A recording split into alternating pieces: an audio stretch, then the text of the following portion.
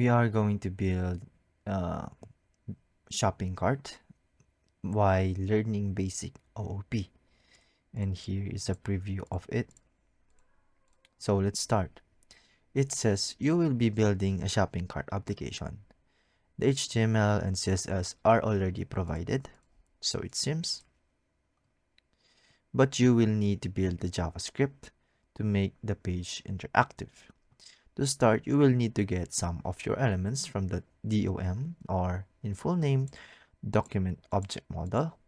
Start by using the method document get element by ID to get the cart container ID and the ID products container and the dessert card container elements. Store them in variables named cart container, products container, and dessert cards respectively. Since this will not change, remember to use const to declare them. Okay, so we write const and then declare the name of the variable, which would be first one cart container, and then use the method get element by ID to get the ID of that element. And before that, we have to write the document first, and then before interpolating the method, which would be the get element by ID. And inside of here would be the ID of that element, which is declared in the HTML, which in our case would be the cart container for the cart container variable.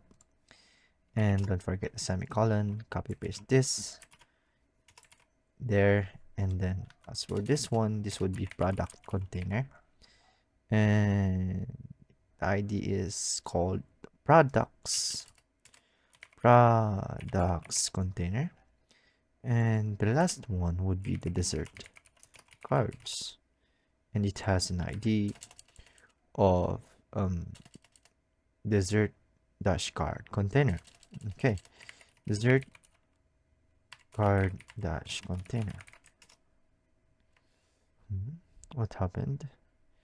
So card container, products container.